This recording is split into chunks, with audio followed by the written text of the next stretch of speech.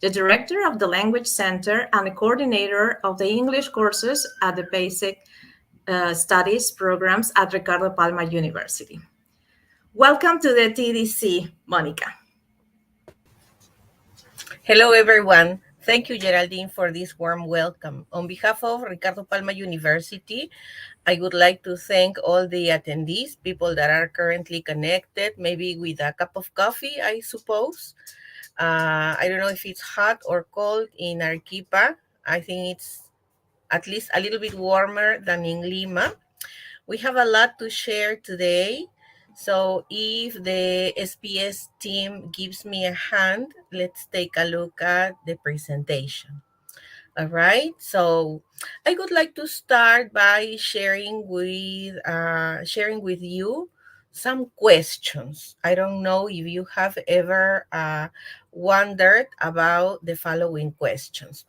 And the question is about your level of English. What is your level of English? Is it a native level of English? Is it near native? Is it British? American? Almost advanced? Is it average? Is it academic? Is it formal? Good?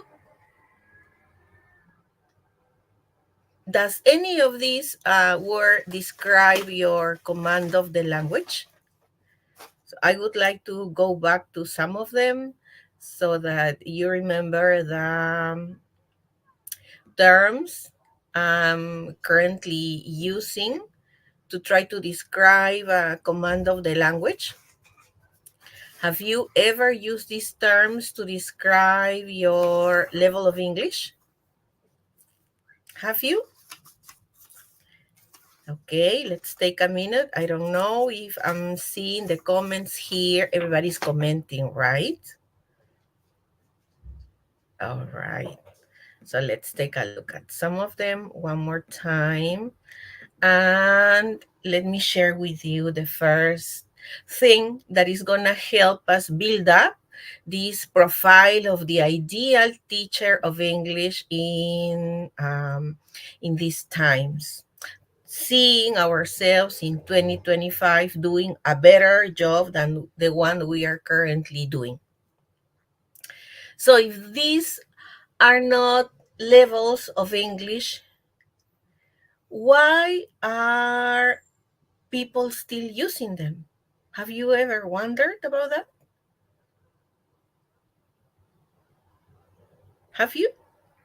Yes? All right. So my first conclusion is that, well, these are not levels of English, right? These, on the contrary, are levels of English. And we have to start using the right terms, the right terminology.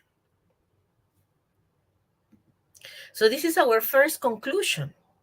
Very quickly, we have reached our first conclusion, and it is that we, as professionals of the language, have to use the right terminology in the right time. We need to start educating our communities towards what it is a good command of the language and the correct description. We have to help people involved in the area of language teaching, whether it's administrators, language administrators, whether it's the principal of your institution. In schools, we have a principal. In my institution, we have a president, the president of the university. Maybe it's the director, the manager, the coordinator that might not have as their main field of work English. However, they have to be part of the processes of identifying who the right person for teaching English is in the institution. So all of us have to start using the correct terminology. So this is the correct terminology. And probably you have already identified where this terminology comes from. This is key in the ELT field, in the field of English language teaching, whether it is as a second language, as a foreign language. Okay, and who can tell me in the chat box what these standards, this framework, these descriptors refer to? If we take a look at the information, you can see that there are three big descriptors, right? Or three names that describe the competence in the language. It could be English, it could be any language that could be classified according to competences in three forms: basic, independent, and proficient. And you can see that in these three big areas, there are levels. There are two levels within them. One is starter, the other is elementary, right? And we'll go in depth into them in a minute. So we are talking about, I'm trying to see in the comments what the terminology refers to.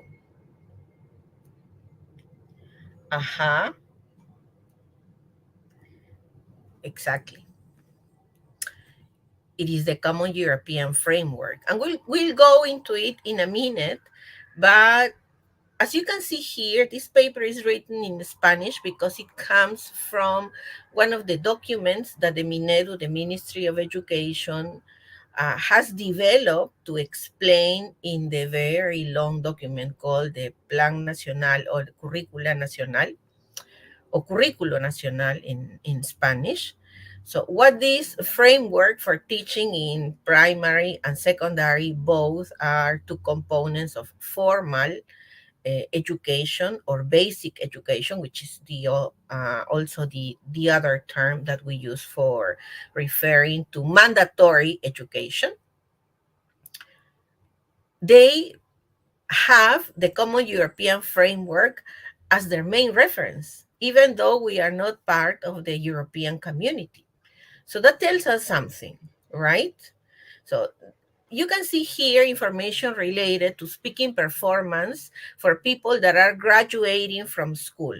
On their 5th year of school, they are arriving, yes, in the best case scenario, they are arriving at these objectives. They are achieving them, yes. Their competence should be, that's the ideal, yes, it's a word that we'll be using a lot during the session. It's the ideal for graduating on the 5th year, right? Graduating from secondary school. There is another descriptor referred to the ones that graduate from secondary school related to reading competences. So I don't know if you can take a look at them. Let's take a look at them while I take a look at the comments on the chat box. Have I said thank you, Arequipa, for receiving Universidad Ricardo Palma? Yes, this evening. I think I did, right? In case I haven't or you were not connected. Hello, Arequipa. Okay, let's take a look at them. Are they similar to the Common European Framework descriptors that you are familiar with?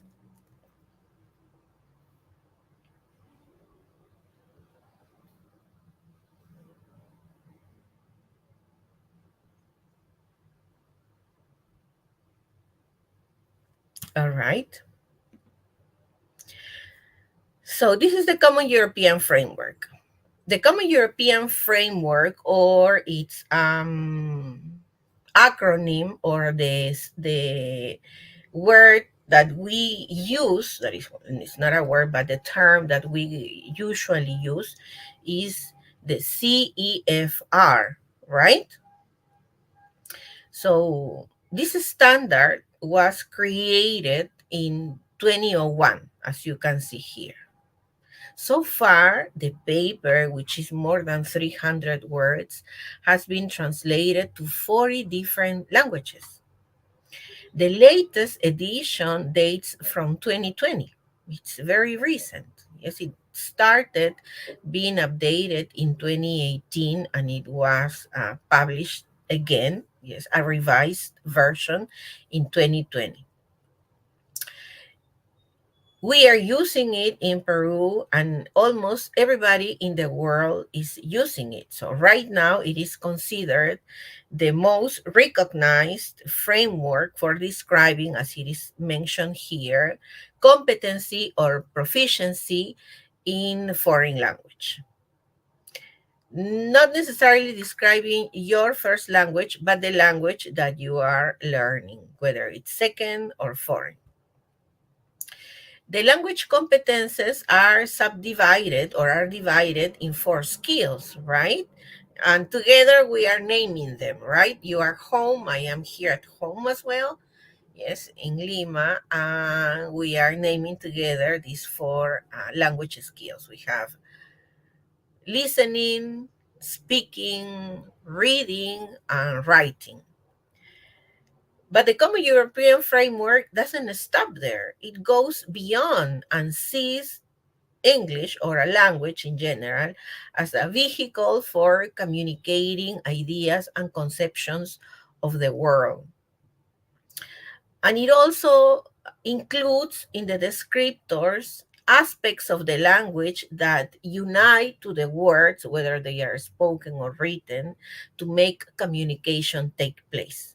So, which are these other components that together create a message? They are, you're naming them at home, yes, our paralinguistic features, right? The conceptions of the world, of the culture, yes.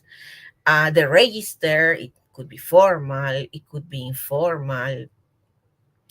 The aspects that are related to what is not verbalized, right? The messages that underlie in the words, because there are concepts, as we're going to see in some minutes, that do not have an equal in other languages. There are ideas that belong to societies and cultures. And that is also learning and understanding that is also part of learning a language. And that is also included in very clear descriptors in the Common European Framework. So that's probably one of the key features that makes it so unique and so useful and so renowned and respected around the globe. These 6 levels can be subdivided in other levels, right? We have 3 sub-levels for each level. So we have A1.1, A1.2, A1.3, and so on. And these new descriptors, called the global scales of language, have been added recently, and Pearson, I think, has been involved in that. The editorial, the publishing company, with their investigation teams, they have added information that is also very valuable to try to locate people within the section or the level, right? Because not everyone that is, for example, as it is mentioned here, a beginner, has the same command of the language. So we have these subdivisions, these sublevels, come in handy perfectly. As we have seen, they are used in educational systems around the world. And this is a good example, what we have just seen from the Common European Framework used in our country. Something that is very important is that the Common European Framework takes into account the importance of meaning, of how we construct meaning by using mediation or interaction, right?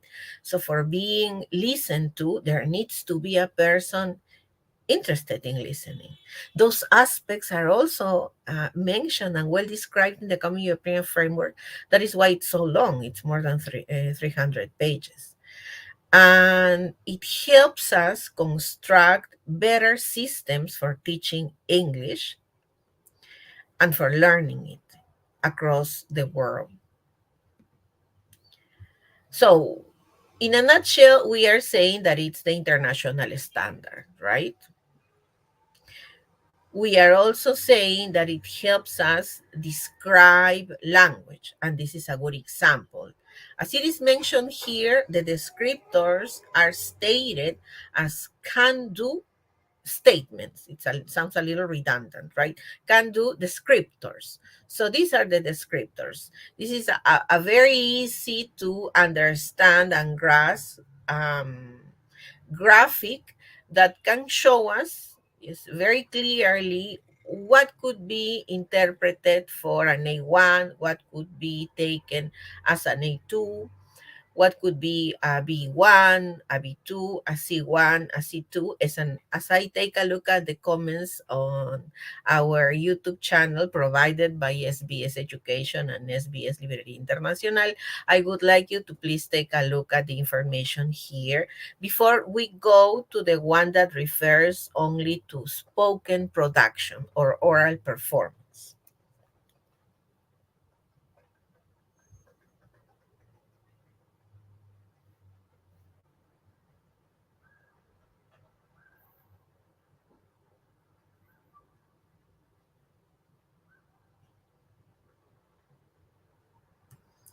All right.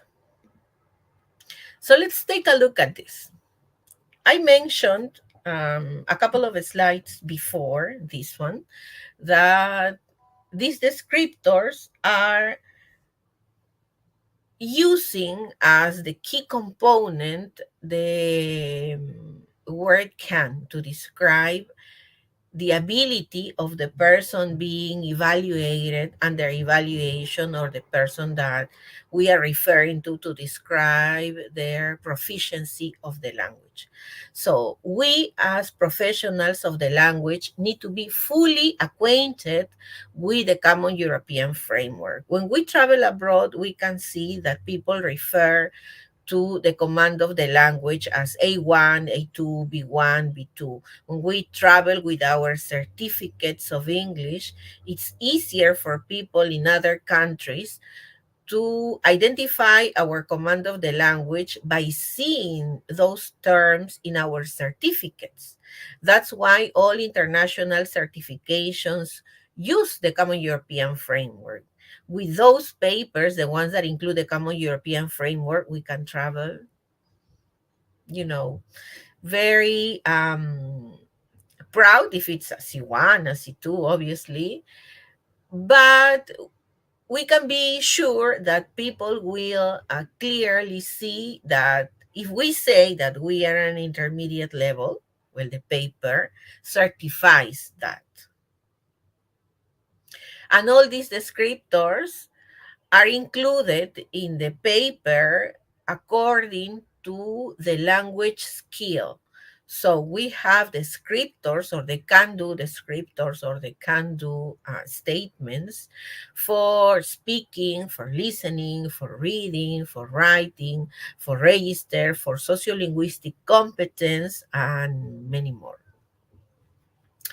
Now, let me ask you a question. When you evaluate your students, do you have the Common European Framework in mind? When you select the material for your English classes,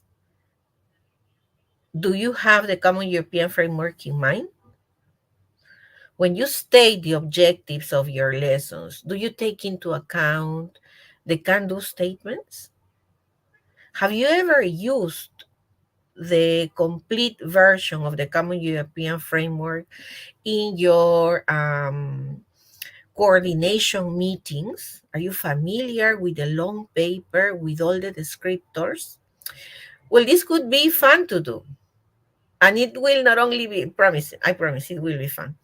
It will be fun, but it will also be very useful for you and the community where you belong to. Like I said, there are decisions that have to be made in institutions. And just like the Minedu, that since 2014 is using the Common European Framework, as I would say, way before 2014, we have to use it as well. Yes, and we have to try to make students familiar with it as much as possible, so that when they travel abroad, for example, they can say, I am an A1, I am A2, I am a B1, I am a B2, and so on. And if they do not have a certification that indicates so, they can plan to get one.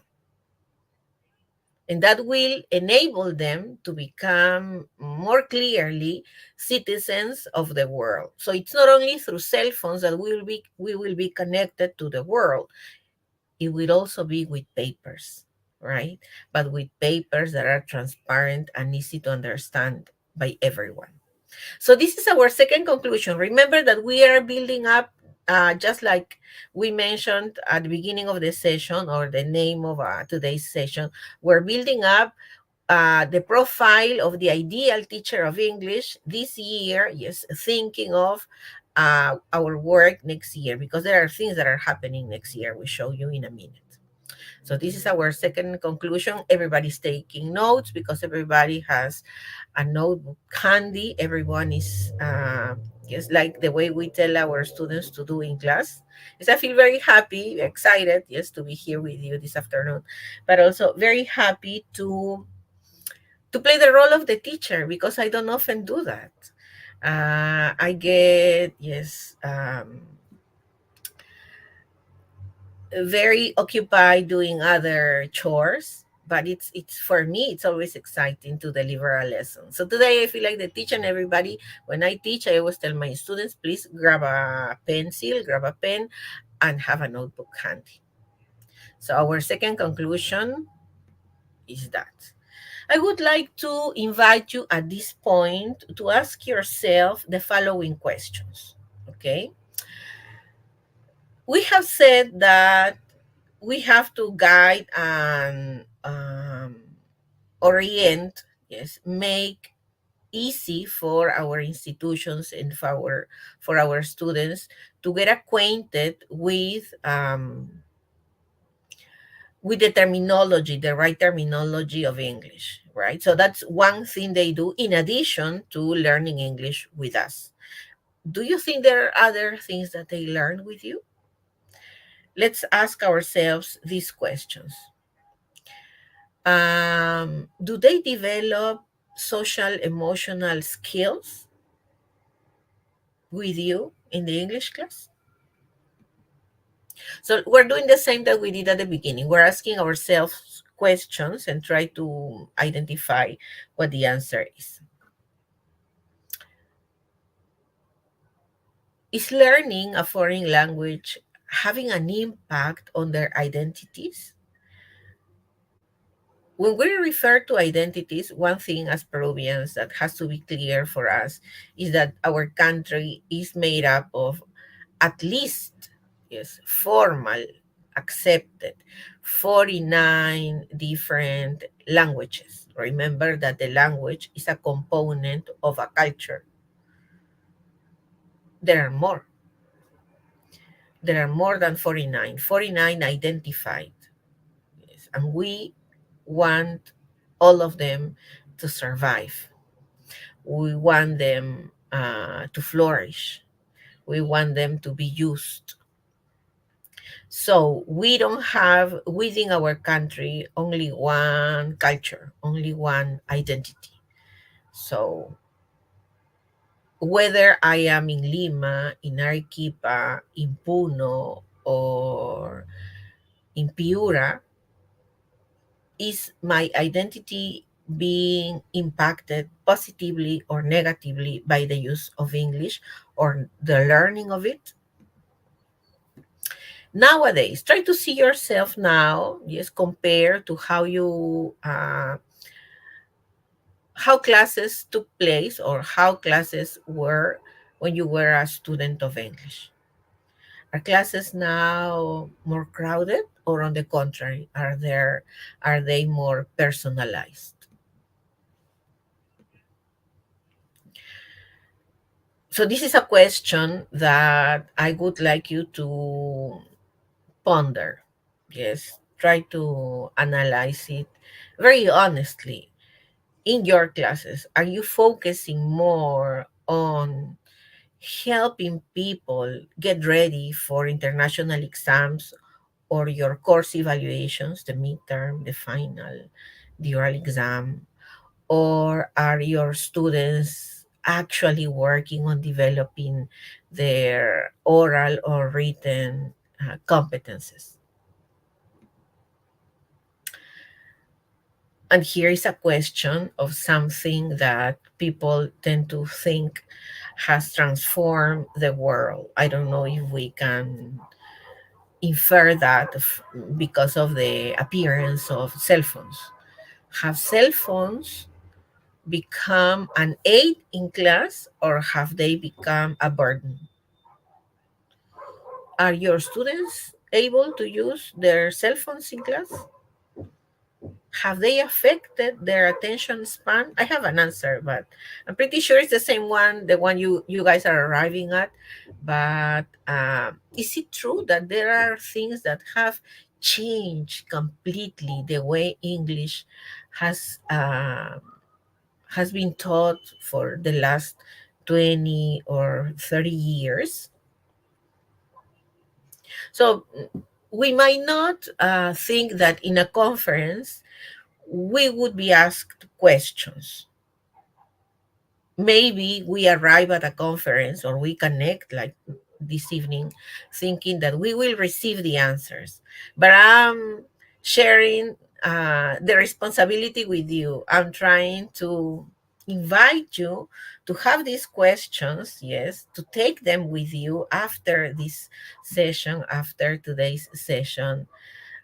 Go to your classes. I would like to invite you to go to your classes and think of them.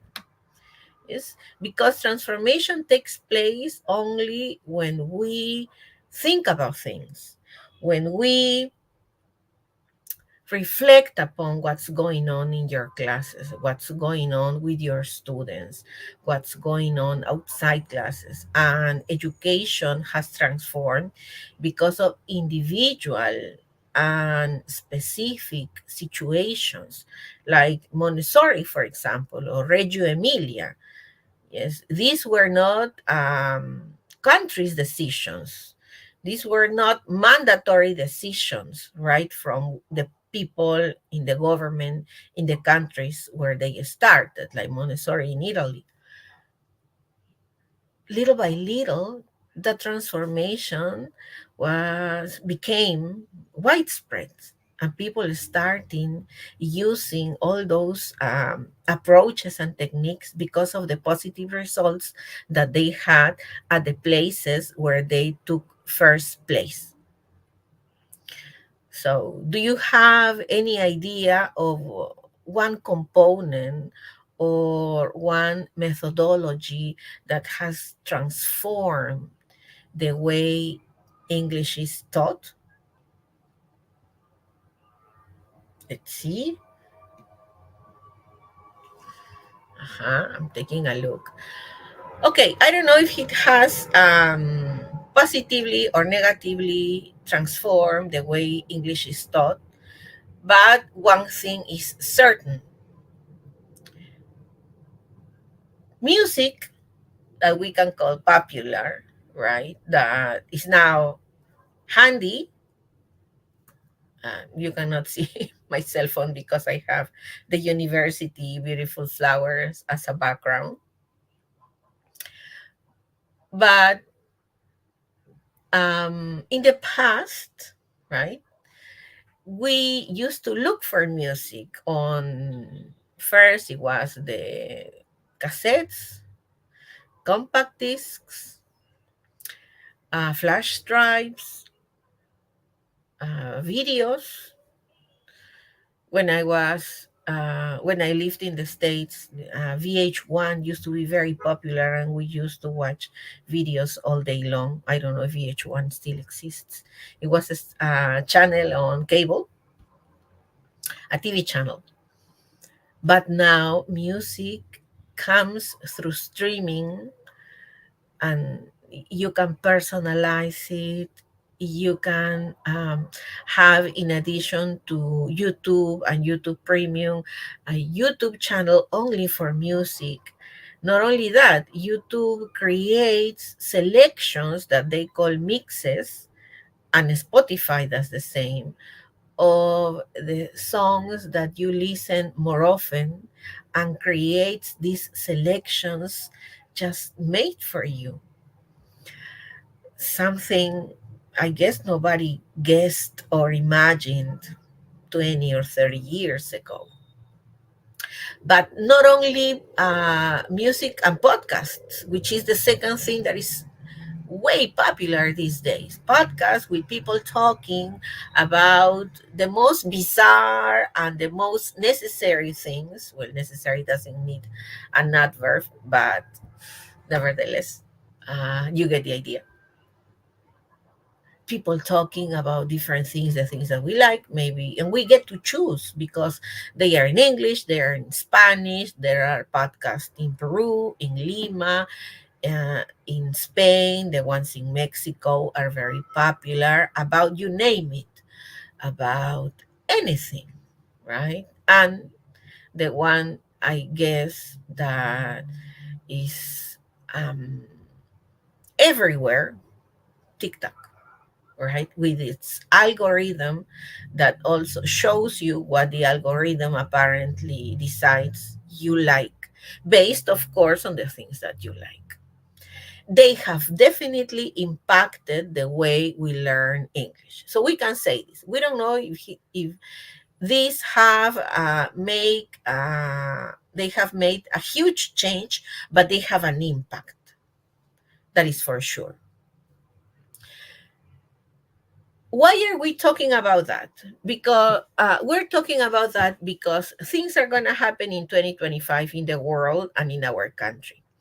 As you know, yes, the program for international student of assessment has been being administered in Peru every time. We are not part of the OECD. However, yes, the exam or these sets of tests have been administered in our country ever since the exams were created.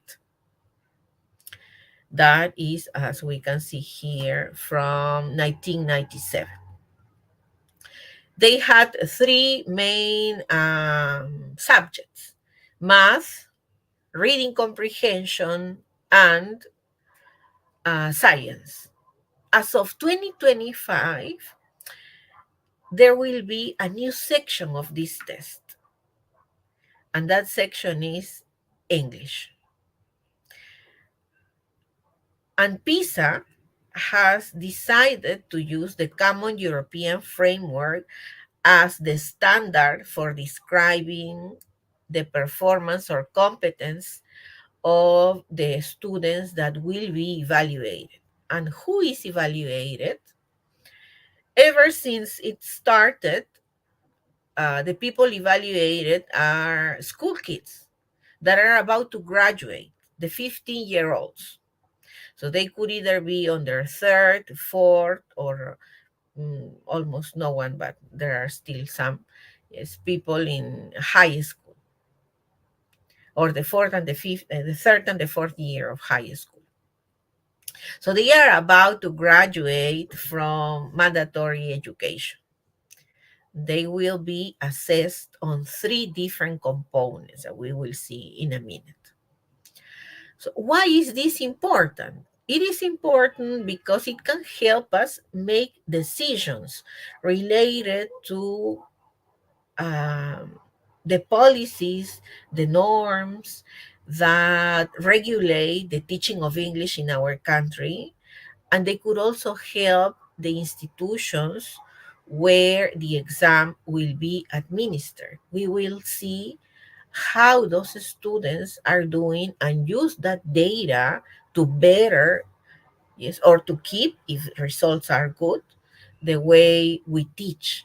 It will definitely, data is always useful. We language teachers are professionals, and as professionals, people that have the training on teaching are teachers. Teachers of English are mainly teachers, and we respect science, and we know that things can get better if we have data. We can use data to analyze situations, to analyze problems, and to bring up solutions. So as of 2025, every 6 years, so that is every two administrations, English will be added to the test. And among the 23 countries that will be evaluated, 16 from them in Europe, Peru will also be evaluated, among other countries in Latin America, such as Colombia. So, what do you think? Will your school be there? There will be schools, yes, across the country. And the data that they show indicates whether it's a public school, a private school, and whether they are on the third or the fourth year of study in secondary school. Yes. And like I said, it will include three components: reading, speaking, and listening. Are we ready? What will the result be if your students are evaluated tomorrow? Now, the results are also shared according to ability or by ability. So there will be a result for reading comprehension, one for speaking, one for listening, and together the three of them will have an average result, right? Where the three of them are combined, a main result will be identified. This is an example of the listening component. So they will have to, there are activities related to matching, as you can see here, to connecting. There are more difficult ones like this one that is in the reading section, right? So are these similar to the tests that you run in your schools or language institutions? Did you know that there was going to be a component of English in PISA and that it was going to, or that it will take place next year? Well, if not, we are here for that, right? We have prepared information that will be useful. Now, this doesn't mean, and with this, we can go back to the questions, not because a test is going to be run. It means that we are going to train students for tests and forget about developing or helping them develop, yes, or become proficient or develop competences in English, whether it's listening, speaking, reading, or writing.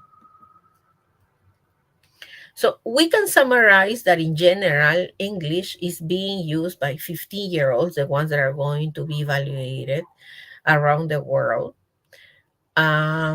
English is being used, and because of that, they are probably more in contact with English than ever before. They are using it in social media.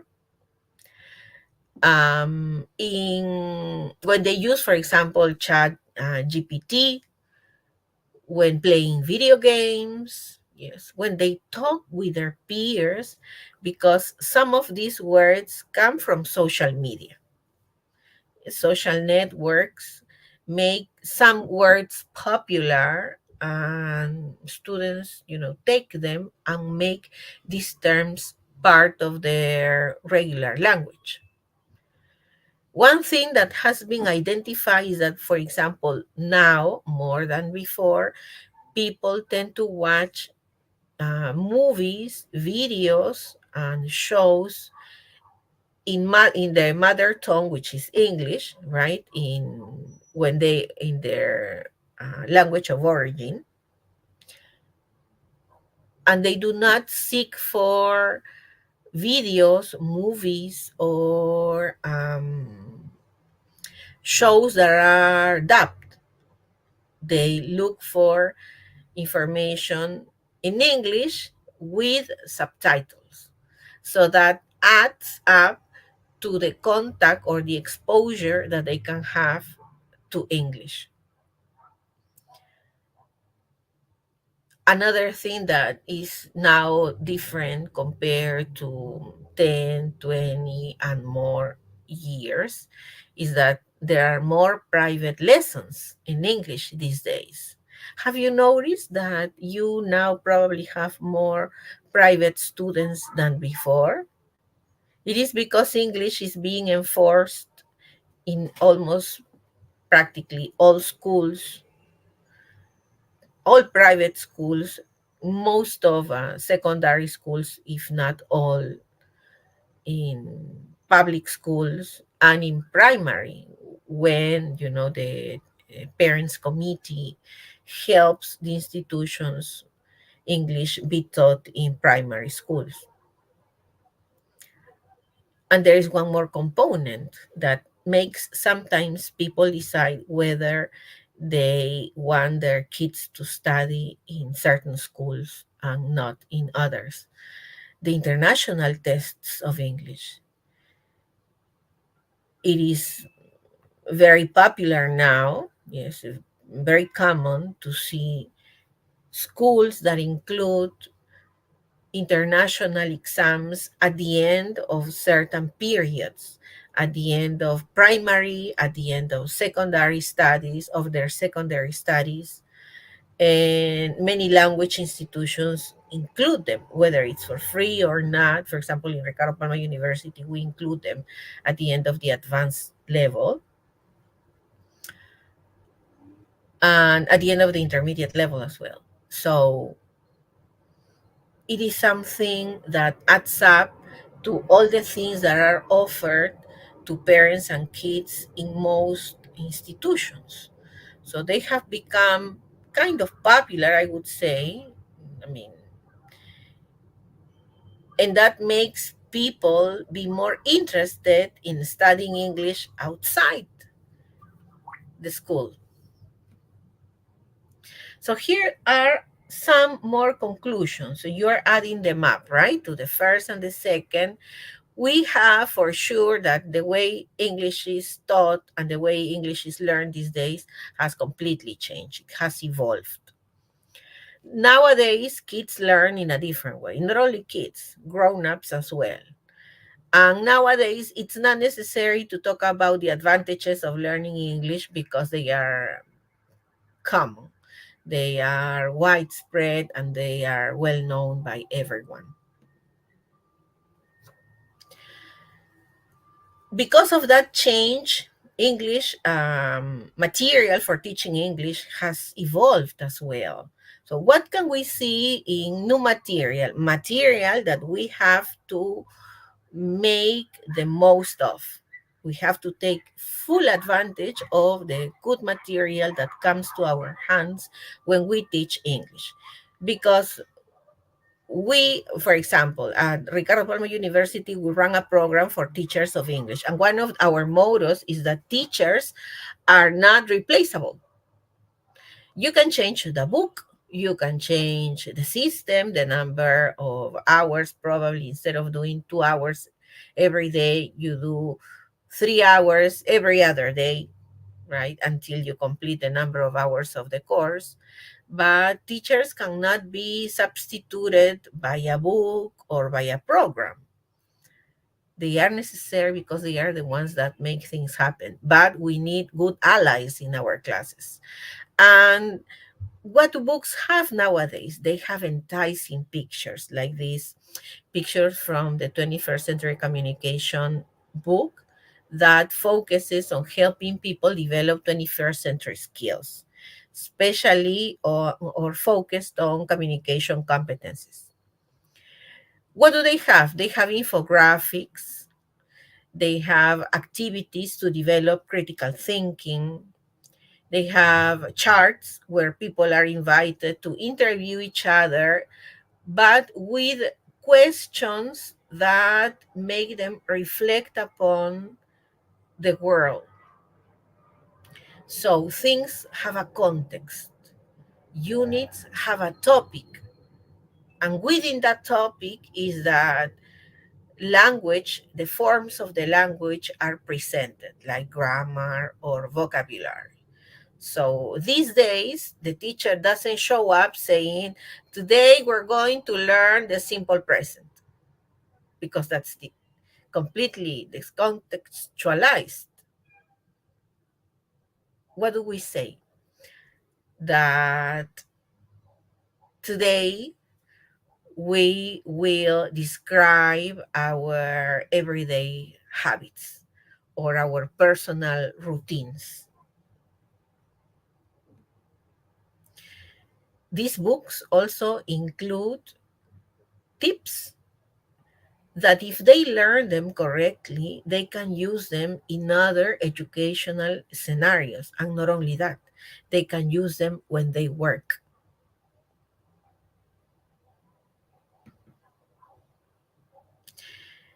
These pictures are taken from reality. One thing that they use or that will be needed when they work are the skills to give or deliver a presentation. So some of those books include them, right? And they invite the students to correct or to assess themselves by checking their goals.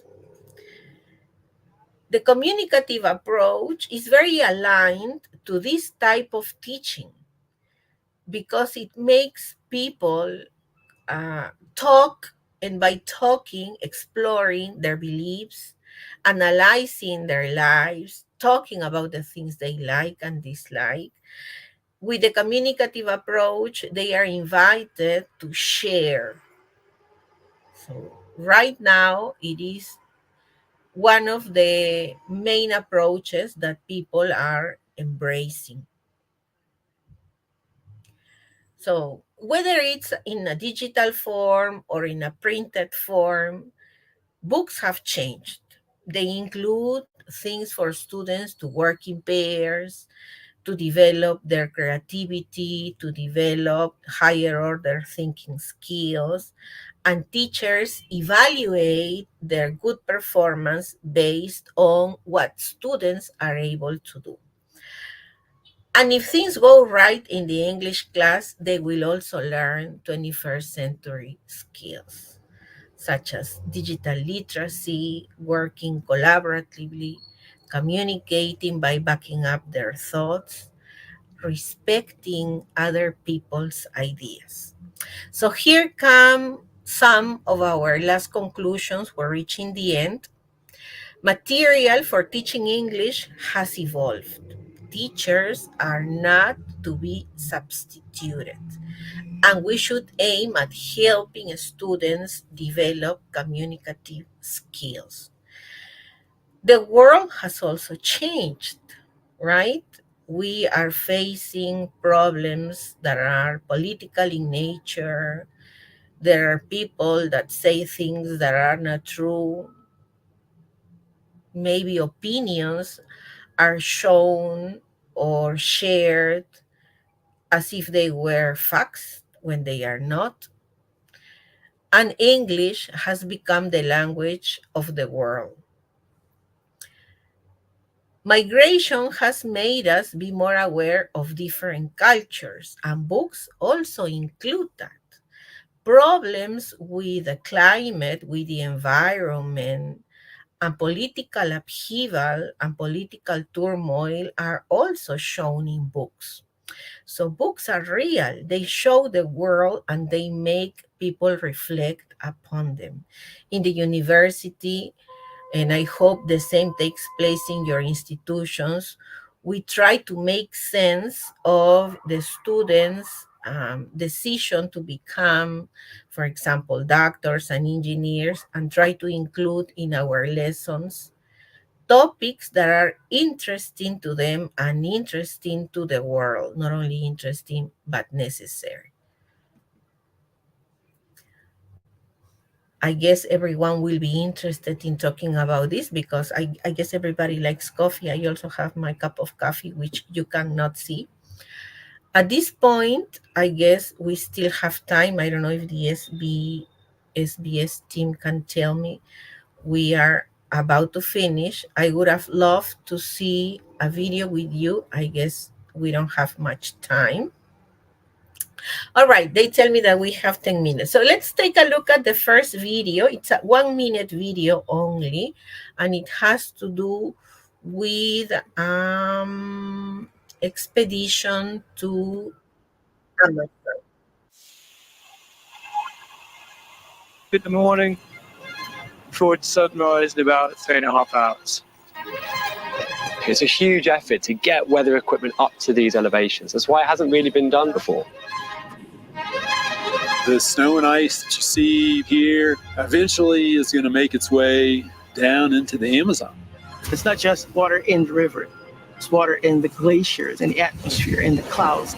The Amazon is the heart of the planet. And all these rivers are the veins of this heart.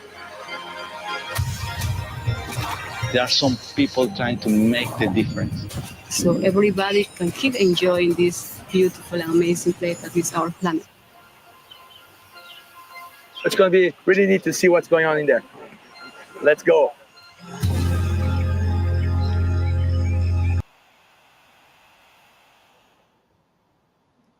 So this is something that will take place.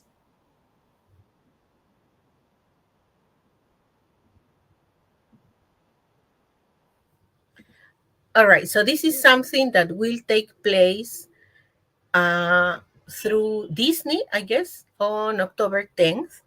And it's part of an event that we were very privileged to attend at the university, where we saw explorers explaining all their wonderful work in the Amazon River. In words could be short to explain all the things that they do to preserve the world, to make the work livable for us. And I wish students look up to us the way I personally look up to explorers, because they are scientists that devote their lives to making the world a better place.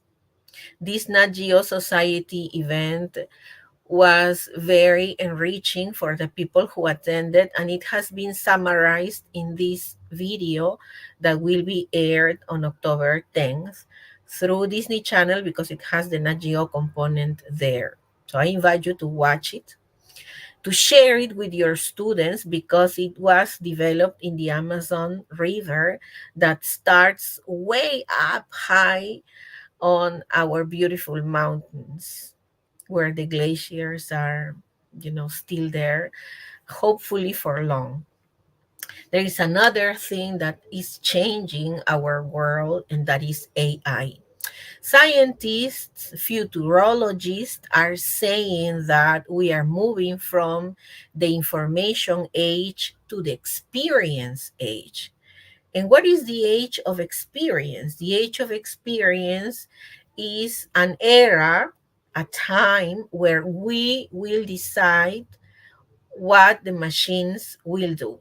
People that instead of that probably see, a dystopia in our future, are also inclined to say that AI at one point can get out of control. And here we as teachers have to make decisions and have to make ourselves several questions. Is it a good thing to have cell phones, smartphones, tablets, and laptops in our sessions? If students are there with you, looking at you, is it a good idea to send them to do something with their cell phones? What if while they are doing that thing, a TikTok notification pops up? Will they stop themselves from seeing it? Or they will do so and you will lose them forever? Or at least for the minutes of the class. The age of experience has to do also with how much information we are consuming these days.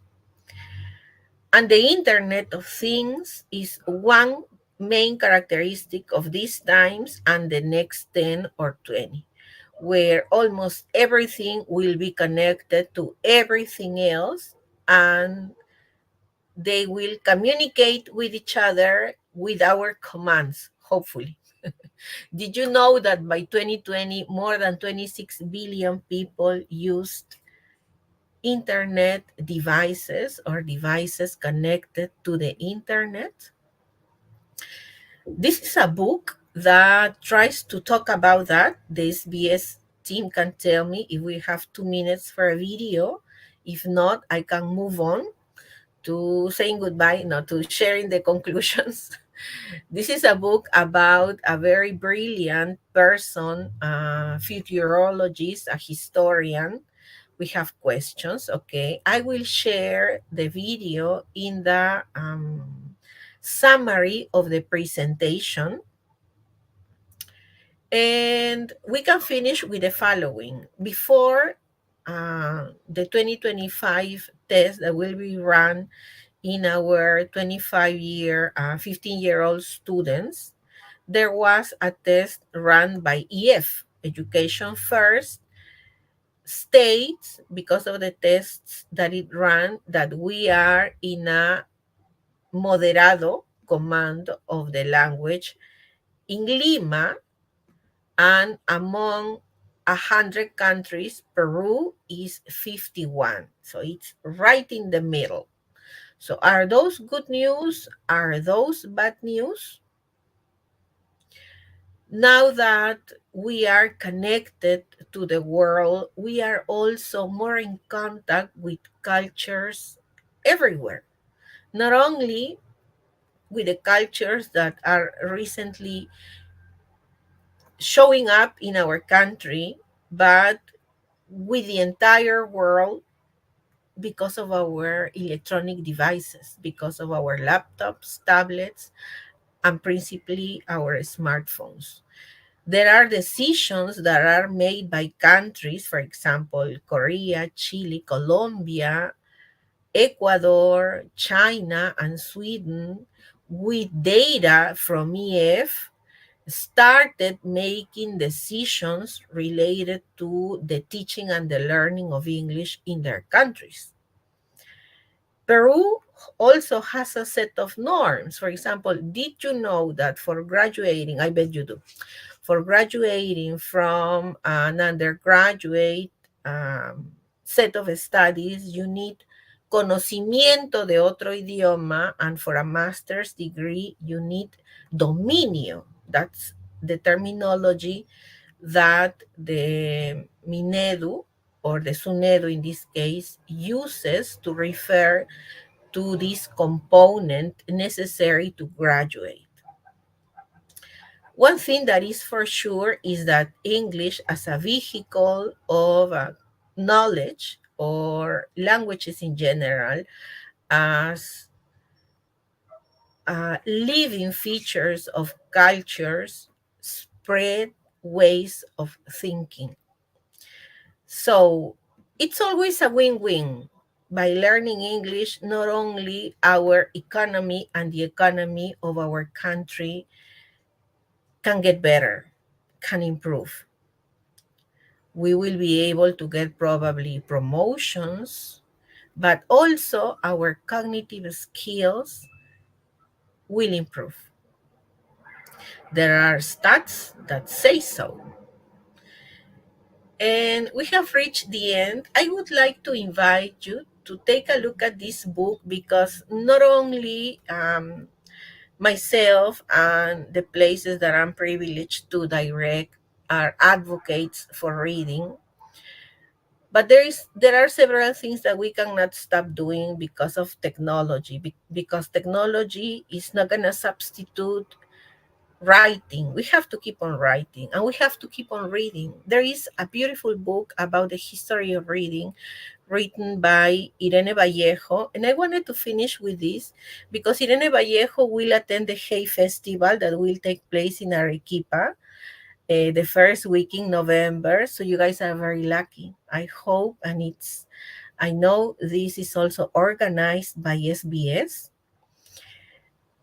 SBS is making a wonderful thing happen in Arequipa for several years, because this is not the first time that the Hay Festival is taking place there. It's because it's bringing to you the most renowned person about books. Her book, yes, El Infinito en un Junco, has been translated to 90 languages. And that is one of the things we promote in our program. Before I invite you to ask questions, I would like to say that most of these contents are part of the program that we run at the university that trains teachers. This is our proposal taken from the program. Teachers have to have a good command of the language, described with the terms of the Common European Framework, a C1. And they also need to know how to teach. So you need to know your subject and you need to know how to teach it. And there are several characteristics that come from these two main ideas. You need to have a certificate that indicates your command of the language stated in the Common European Framework. You need to aim at always getting better at your command of the language. Yes. You also need to be a transmitter. Yes. You need to be able to share with the world your culture and welcome the cultures of the world, because you are professionals of the language. Related to the ELT, you need to have knowledge of several different things, not only the language teaching approaches, but also 21st century skills, digital literacy. You need to be digitally literate and you need to teach your students to do it together with your institutions, whether it's a school or a higher education institution or a language center, and invite people to become better people, better citizens by developing social emotional skills when they respect people, when they talk, when they listen to them, for example, and to become more creative and more critical people. I wish this could show better, but what it says is that a good teacher can change a day. A great teacher can change a life. I really hope this talk has left you with questions. We need teachers that reflect, that write, that investigate, that do research, that write it down. We want to thank you on behalf of Ricardo Palma University for listening to us today. And I would like to thank the SBS team for welcoming us always, the university, and for letting us share information and close today's event, the TDC. It was a privilege and a pleasure to be with you this hour. So we're ready for questions. So like we said, to answer Elizabeth, this is our proposal. So it's based on evidence and based on the information that we share at our program. So in a nutshell, we need to know how to teach and we need to know what we teach. So we can face situations where students have a very competent command of the language, a B2 or a C1. So to face those situations, we also need to have a very competent command of the language.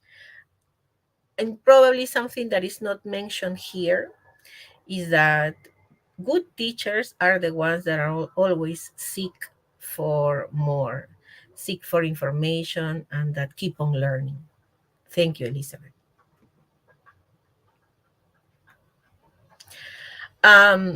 I know it's becoming common practice. Giovanna has a question. It is becoming common practice to assess students. I would like to invite you to do both. If your institution includes international exams. In addition to that, please stay focused on helping people developing the language skills, not only train them for the test. Yes, don't get lost in preparing students for exams.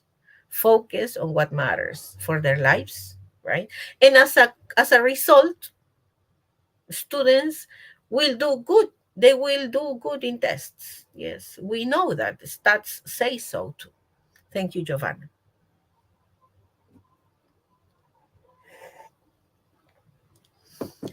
Ernesto, you have a beautiful question. I hope I have given you information here to answer those questions, because not only our students, but we also need to share with them and have these skills. We need to be curious, have initiative, be persistent, flexible, be leaders, culturally aware. How can we do that? I would like to ask you to finish up the question that I always ask the teachers that I work with. How many times do you dedicate to relax by going to a museum, to enjoy art, maybe go to a theater? Those things can enrich our lives and are key components of teachers, not only because they will give you peace and beauty, but because they will give you more ideas to connect with your students. And a happy teacher will always have a happy class. And students right now need that, need moments to relax, to talk. The world is a turmoil these days. So our classrooms can be places of change and places of well-being if we are able to create the conditions for people to respect each other, to talk, and to show teachers and students that they are achieving or they are developing or strengthening their 21st century skills. Thank you for the question, Ernesto. There are several books for language teachers. There are well-renowned authors. Most of our books, I will tell you a story. In 2017, when we started developing the program, with the help of SBS, we brought from London 50 books for teachers of English, and we used them to create the material for our program. So I know for sure that some of the best books for teaching English are in SBS, and we're very happy to work with them, right? So take a look at them, compare the books, and more than that, coordinate with your teams to see if the book is a good fit for you. Thank you, Vicenta. So I hope to see you in Hey Arequipa. I will make everything happen to be there and see Irene Vallejo. I really like your question. You know what? Traditional methods are not expected to disappear. Let's not put them in a shelf or under the rug. We have to create our own eclectic method that has items from traditional scenarios and include them as part of the method that works for your educational setting. There isn't one best or great approach. No. The one that works is the one that you create for your specific situation. It could have parts of blended, it could have elements of gamification, it could have every now and then a dictation, a drill, it could have writing in paper, and all the things that we say now. Let's not do that, because nowadays we are in the information era and we have to do everything on the laptops. No, that's not true. even without laptops or without cell phones, things can work well in the classroom. So the question that I posed at the beginning, is there anything that has made a big impact? I guess that thing hasn't arrived yet. But what has changed our lives, on the contrary, is artificial intelligence and this age of technological flourishing, right? So we have to not only adapt, but be smart. So I would suggest creating an eclectic method that works for your institution, for your age, yes, of students.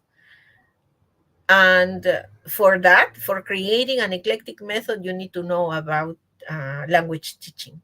So in case you do not have a degree for language teaching yet, I invite you to complete it. And in case you don't have a certificate that says your command of the language yet, please get one. You will, if you are a good teacher, you will have fun learning. Yes, and we need to look for things that makes us happy. Thank you very much, Manuel, for your question. Thank you. All right, I guess I added or I didn't add the thank you slide. I think I did not, but I had several videos. They were very long. I think I did. Thank you, Arequipa. Thank you, SBS. Thank you, everyone. Have a pleasant evening.